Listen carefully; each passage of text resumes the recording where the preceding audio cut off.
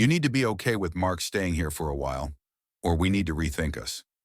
She said it calmly, already confident in the outcome. No hesitation, no build-up, just a finished decision delivered like an agenda item. Mark was her coworker, not a distant acquaintance, not family, a guy she worked with every weekday and complained about over dinner. I asked what staying here meant. She said the second bedroom. She said it was temporary. She didn't define temporary. She never does when she wants flexibility without accountability. We had lived together for nearly 2 years. Same apartment, same lease. Both our names, rent split evenly, utilities automatic, no roommates. That had always been the understanding. We never had to spell it out because neither of us had ever challenged it. Until now. I told her I wasn't comfortable with another adult moving into our shared space. I said I didn't know him. I said I didn't want someone from her workplace living with us. I kept my tone level. I didn't accuse. I didn't raise my voice.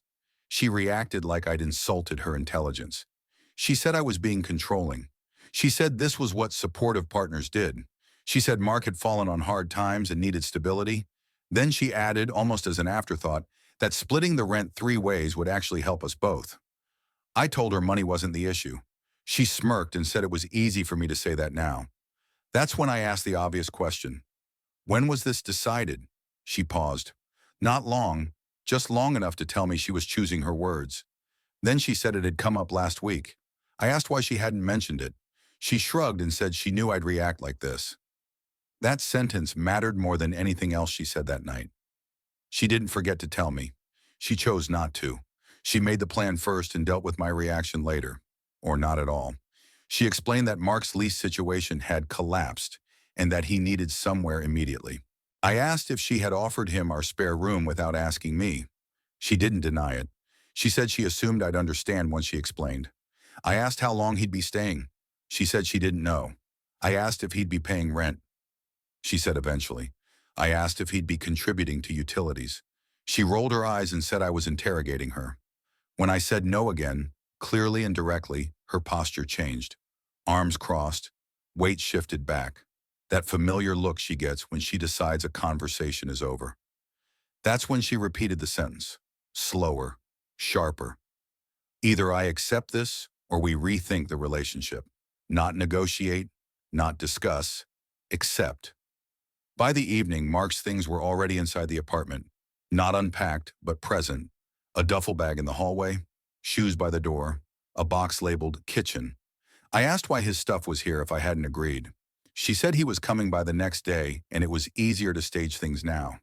She said I was making it harder than it needed to be. She spoke like the decision was finalized and my consent was a technicality she was willing to bypass. That night she went to bed early. No tension, no follow-up, no concern. I stayed on the couch staring at the dark TV screen, listening to the apartment sounds I used to associate with comfort. I realized I wasn't being asked to compromise. I was being tested to see how much of my own home I was willing to give up once leaving became inconvenient. The next morning she acted like nothing was unresolved.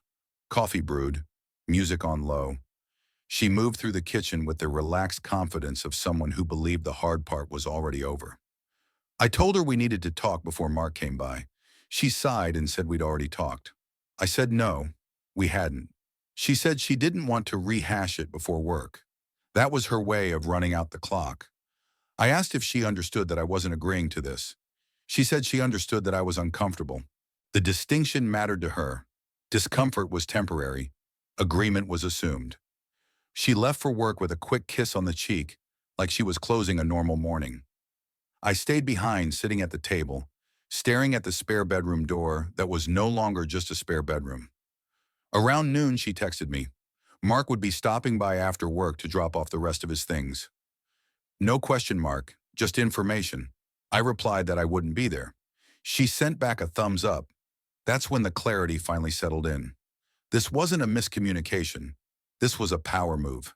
She had decided the outcome and was pushing forward to see if I'd fall in line or create friction she could later blame on me. I went into the bedroom and started packing. Not angrily, not fast, methodically. Clothes first, then books, then my laptop, chargers, paperwork, everything I actually needed. I left the furniture, the decorations we'd bought together, the things that would slow me down or turn this into a scene. She came home early and froze when she saw the suitcase by the door. She asked what I was doing, like she genuinely didn't know. I told her I was leaving. She laughed at first, a short, disbelieving sound. She said I was being dramatic. She said I couldn't just walk out because of one argument. I told her it wasn't one argument. It was one decision she made without me. She said I was overreacting and that Mark hadn't even moved in yet. I pointed at the hallway, at the boxes, at the shoes that weren't mine. She said I was fixating on details. I reminded her of the lease. I reminded her that my name was on it. I reminded her that I paid half the rent. She said we could figure out the logistics later. She said I was choosing the nuclear option. I told her I wasn't choosing anything. I was responding. That's when she doubled down. She said if I walked out, that would be on me. She said I couldn't abandon responsibilities just because I didn't get my way. She said this was how adult relationships handled inconvenience. I zipped the suitcase and told her I wasn't living with a third person I didn't agree to. I told her I wasn't sharing my home with her coworker. I told her if she wanted that setup, she could have it without me. She asked where I'd go. I said I had options. She said that wasn't the point. I said it was exactly the point. When I carried my bag to the door, she finally sounded angry. She said I was forcing her into an impossible position. I told her she'd already chosen one. I left the key on the counter. That night, I stayed with a friend. I slept on a couch and felt lighter than I had in weeks. Around midnight, my phone buzzed. A message from her asking when I'd be back so we could finish the conversation. I didn't reply. The next morning, she sent another message. Then another. Then one about the rent being due soon and us needing to talk numbers. That was the first concrete consequence. Without me there, the math changed.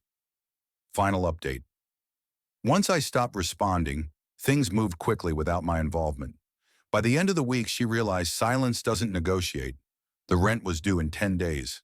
I had already paid my half for the current month before I left. I wasn't disappearing. I was exiting cleanly. That mattered later. She texted again, this time more carefully. She asked if I planned to keep paying while I figured things out. I replied once. I said I would cover my legal obligation until the lease situation was resolved, but I would not live there or subsidize a third adult I didn't agree to. She called me immediately. I didn't answer. 2 days later, Mark officially moved in. That's when the fantasy started cracking. He couldn't pay a full share. He said it would just be temporary. He said he was waiting on a bonus. Then it turned into waiting on his next paycheck. Then it turned into vague timelines and excuses I wasn't around to hear. Utilities spiked. Groceries disappeared faster. Space shrank. Privacy vanished. None of that was my problem anymore, but it was hers.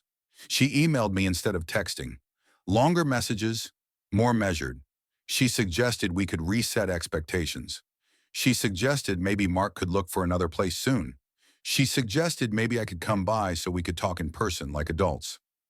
I declined. A week later, the landlord reached out. Not angry, just factual. He had noticed an additional occupant and wanted to clarify who was living there. The lease allowed guests, not long-term residents, especially not ones who weren't screened. I forwarded the email to her. No commentary, just proof.